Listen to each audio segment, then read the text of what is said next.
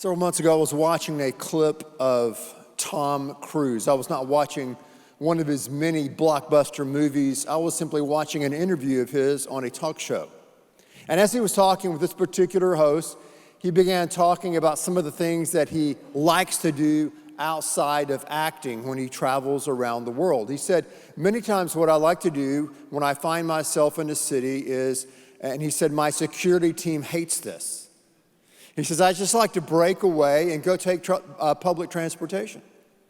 He goes, so, that's what I'll do. He says, one time I was in London, I was shooting a movie there, and he goes, I just want to take the tube, right, the subway. So he said, I got on a hat and had my AirPods on, my music, my phone, and just went down there and got into a subway car. He said it was just packed out. So I was just sitting in this car, and everybody's, looking at their phones and all that. They're on their way to work, and it's busy, and the hustle and bustle of London. And he said, after a while, as I'm sitting there in the subway car, I could just kind of feel someone looking at me. And Cruise said, I looked over there, and I saw this high school student, this girl, young girl, just kind of looking at me, staring at me. And then he said, she began looking around at all the other people, mostly adults, on this train, and they were all just engaged with their phones.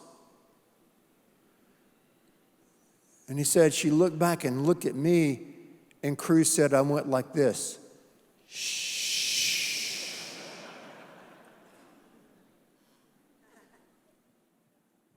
And he said, she had her phone and just casually went,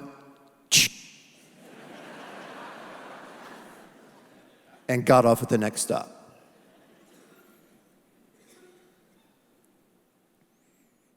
Nobody noticed. But this young high school student. Why didn't they notice? Well, they were busy, right? They were busy. They're going to work. They had worries and concerns, and they were doing what we all do so well. Looking down. They were looking down.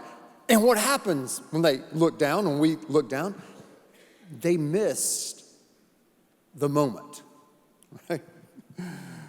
They missed the moment to, see, maybe get their picture taken with one of the most famous movie stars and recognizable faces on planet Earth. They missed the moment. And before I start judging the folks, these fine British people on that subway, maybe they were going to the orthodontist, I don't know. I had to throw that in there, sorry. And we all miss moments, don't we? We all miss moments in life. When we're too in a hurry or we're distracted, we can just miss a moment. Daddy, look what I made, look what I made. That's great, sweetheart.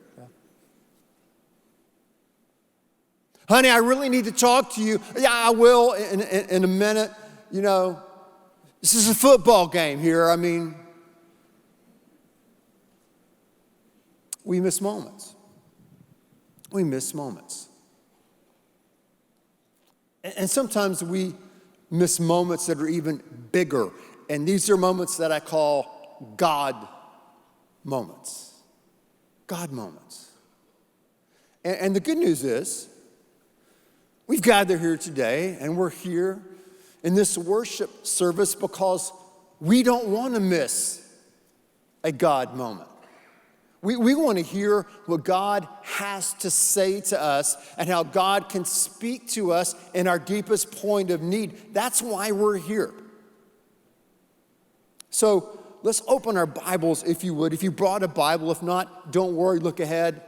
Right there in the screen in front of you, look at Psalm chapter 19. This is a two-part message, and we're going to look at communication. My original title for this message, as I was getting ready for it months ago, was UFOs and Voices Beyond, okay? Right? And I think a lot of people are worried about, what if there are life on other planets? What about UFOs? I'm like, that's fantastic. Bring it on. I am curious. Our God is big enough, if he wants to create UFOs and other planets. It doesn't blow my hat in the creek. So let's look at Psalm 19. It's a two-part message. It talks about communication. The heavens declare the glory of God. The skies proclaim the work of his hands. Day after day they pour forth speech. Night after night they reveal knowledge.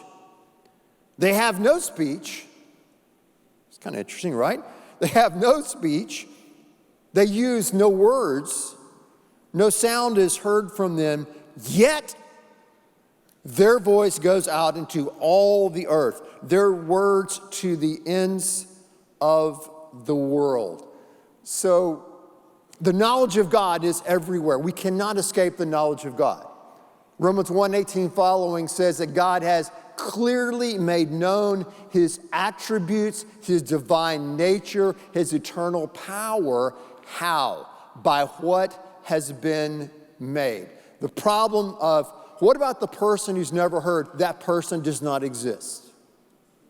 That person does not exist. God has made himself clear. God's knowledge, his power, his character is everywhere present. Now, it's a matter of degree, but the idea that God, there's some person living in some remote desert or some remote jungle who has no knowledge of God, that person simply doesn't exist because of what has been made. In the heavens, let's continue. God has pitched a tent for the sun. It's like a bridegroom coming out of its chamber, like a champion rejoicing to run his course. It rises at one end of the heavens, the sun, and makes its circuit to the other. Nothing is deprived of its warmth. God is a God who communicates to us. How does he communicate? He communicates in many ways, but what we're going to look at today primarily is how God talks to us through nature, and he talks without using words. He speaks without really getting into a language. There's a song, there's a melody to what has been made that is outside of us. And here's the deal, it's on a continual loop. A continual loop called nature is always pouring forth communication about the reality and the existence of God. It's all around us when we walk outside. Creation points us to the Creator. We go to the beach.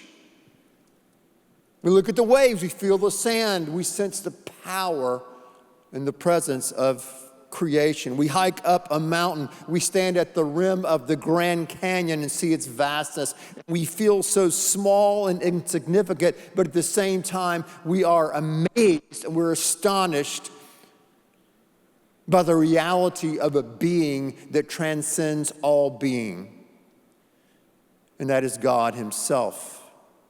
The heavens declare his glory. The skies proclaim the work of his hands. And we're in awe.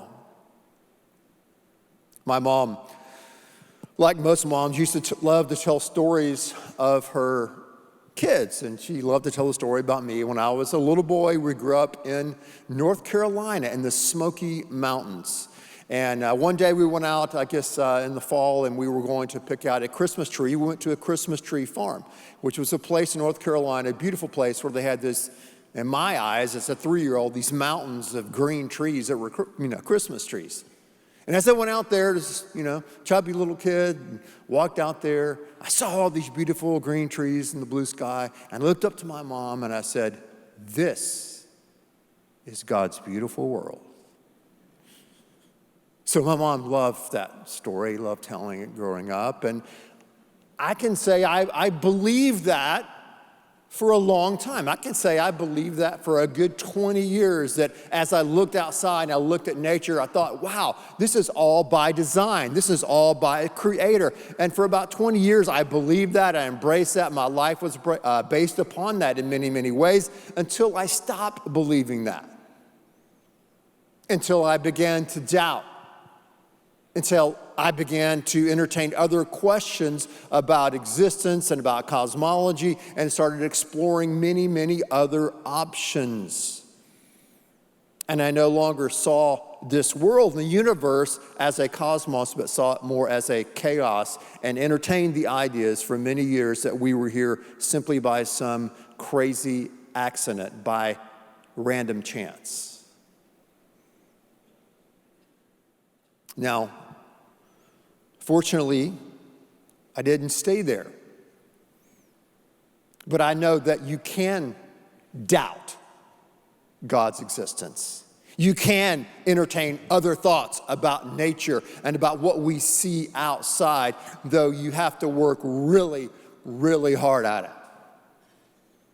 Because God just keeps on popping up everywhere you look.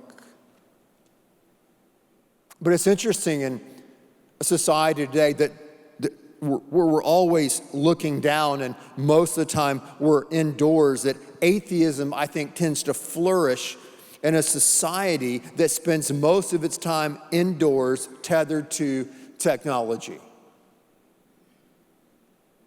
And I would say this: Christian atheism flourishes in a society that spends most of its time indoors, tethered to technology. Now, as I wrote these words in preparation for this message, I was using technology. This microphone's technology, the screen's technology. I'm not a Luddite. We can leverage technology. But when we're too tethered to it, when we're too connected to it, when we simply can't enjoy the ocean, we can't enjoy the mountains, we can't enjoy a nice meal without taking a picture of it to make other people look jealous, something's wrong. So a Christian atheist, you say, what is that? Well, we're speaking in paradoxes here today out of Psalm 19. I thought I might add one. A Christian atheist is someone say, yeah, I believe in God, I believe in Christ, but I live my life as if there is no God.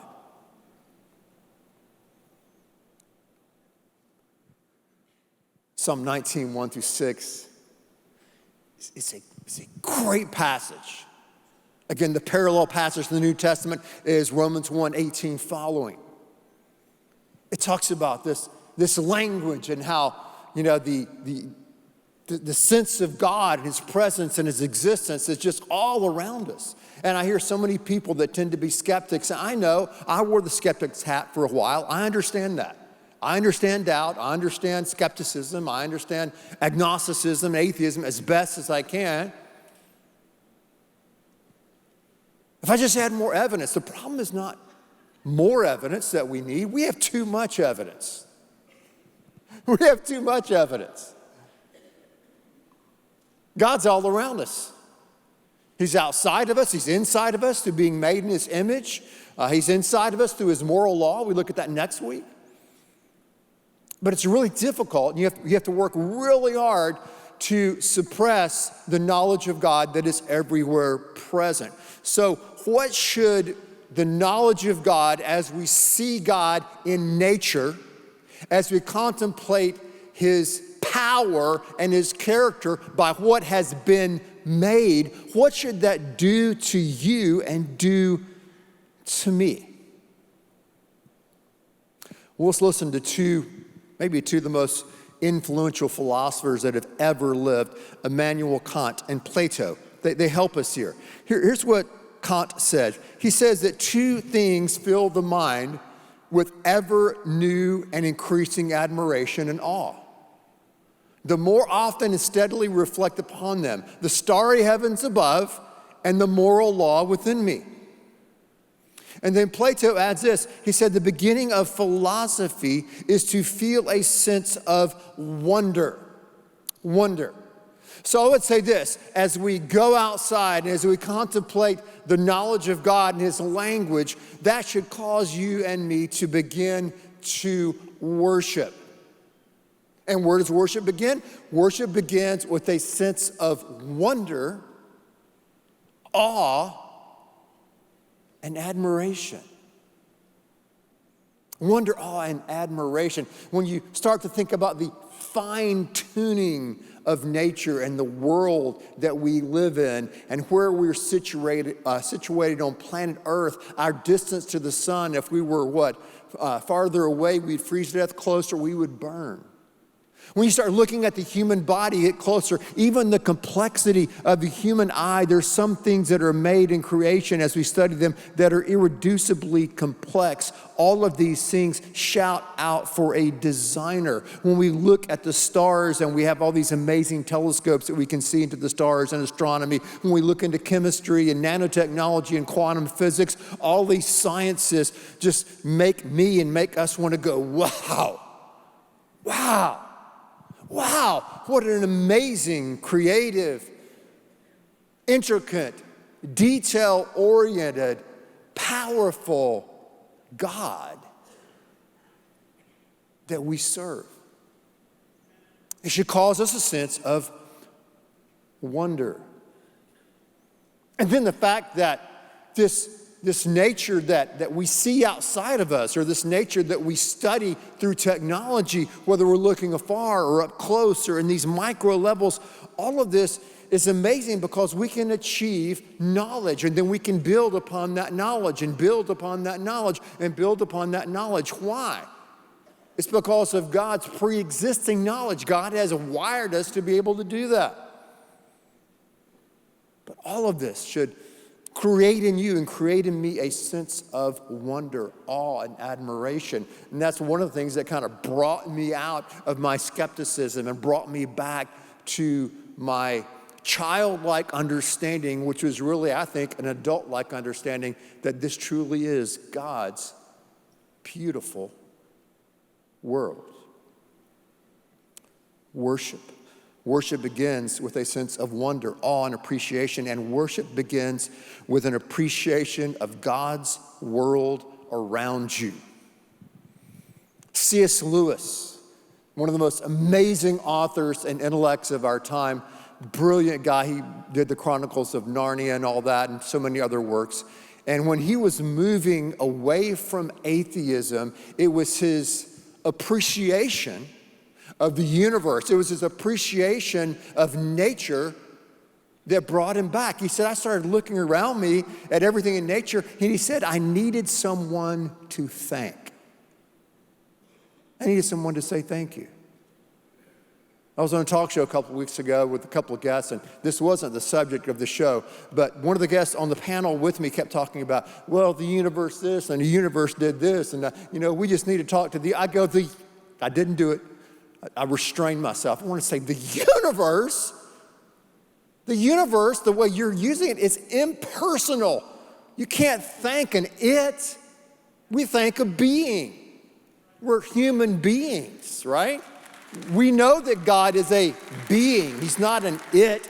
He's not a force. If we are the peak of His creation, we're going on a side street here, but stay with me, then it makes sense that there's a being greater than who we are. We're just human beings. God has made us in His image. But when we look around this world, we don't want to thank something that is impersonal. That's really impossible. We want to thank a being. We want to thank a human being or the divine being Himself, God, who made everything that we can see. Worship begins with an appreciation of God's world around you. And here's what is interesting in appreciation, the appreciation of nature and the character of God in nature. I think even when we're going through times of suffering, God's natural world takes on a even deeper, if you would, and more meaningful existence for us. So it's not like we always have to enjoy the nature and character of God when we're on the mountaintops, when we're at the beach, when our life is hunky-dory and everything is going our way. And yeah, well, God, no. Even when things are tough, even when things are brutal and life has brought us to the ground, many times our senses, right? What we feel and see and hear and touch, they're more alive and awake during those moments of pain and suffering. We still can thank God. Thank God for the things that He has made and that He speaks to us by what has been made.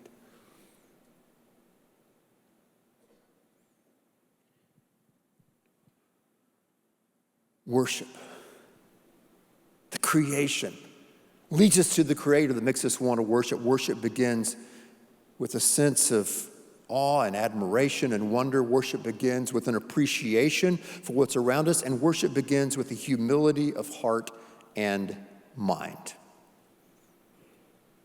Worship begins with a humility of heart and mind. God is the infinite source of everything. God is the ground of all being. God is, as we've been studying every Sunday this summer, He is unlimited in His power. He is unlimited in His knowledge. He's unlimited in His details and how He's created us and that we're fearfully and wonderfully made. He is unlimited. We are limited. My eyes are limited. They can only see so far. If I go outside and look into that sun that we read about today too long, I will be blind. My ears are limited. I can only hear so much. If I hear something too loudly, it will burst my eardrums and I cannot hear again. My arms are only so strong. My legs can only carry me so fast. And my mind and my brain is also limited to the amount of knowledge it can gain about the world and nature around me. So as a limited, finite creature, I need to humble myself before the infinite Creator God. And that's what worship is. And when we worship God, this is what someone calls the eros logos connection. Eros, right, is love, it's passion.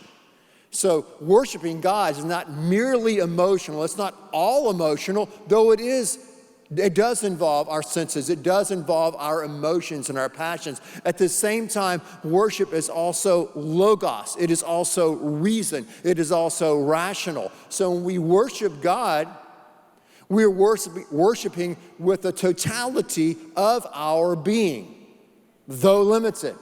We worship Him with our heart, and we worship Him with our mind. So it's not some abstract pie in the sky kind of situation. We have our minds in the sky, maybe in the heavens, but also our feet is grounded on earth. That's how God made us. As I've said many times, you don't have to park your brain at the door when you enter into our church. But we do need to realize that our minds and our brains are limited, that we are before a mind that's much, much bigger than ours, that's more transcendent than ours, that has so much more knowledge that we can't even comprehend it. So when we're outside and we begin to contemplate the nature of God, we start to see the power of God. It leads us to a point of humility of heart and mind. Then it allows us to see God's beautiful world, and then we let God's beautiful world lead us to worship. Man, our choir and orchestra and singing, they did a great job inside of leading us in worship today, didn't they? Let's thank them. We worship God. We can worship God when we go outside. We can worship God by the way we work, by the way we carry on our lives. all of our life can be a connection, a time, a moment that we don't want to miss, a moment to worship. So don't miss the moment to worship God when the sun rises. Don't miss the moment to worship God when the sun sets. Don't miss the moment when you go down to the beach and swim in the ocean or even a swimming pool to worship God. Don't miss the moment as you look at the sun and the sky and the clouds to worship God. Don't miss the moment as you get outside the ambient light of this great city of Houston and look up and see the Milky Way and the stars and the moon and the sky. Don't miss that moment to thank God and to worship Him. Remember, we're not living the good life. We're not living the life God intended for us if we're not joyfully worshiping the one who made us.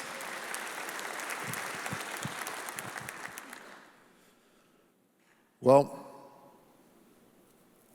it's interesting how God communicates to us.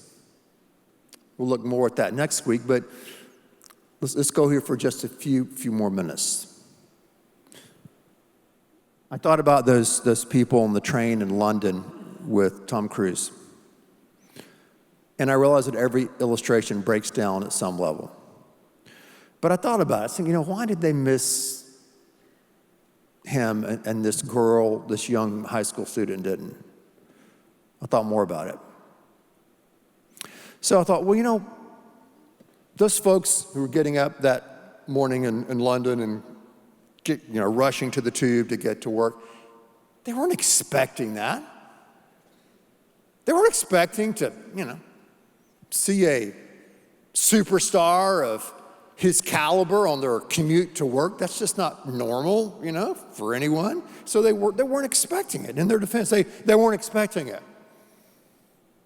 And also, too, it didn't make sense. I mean, they're in London. He's from the United States. Someone of that caliber, superstar would not go underground and have to take a subway to work with the rest of us. That doesn't make any sense. And without security, it makes no sense. Why would he do that? And then the student, the young lady, your high school student, she saw and recognized him because for that moment at least, she was aware. She was aware.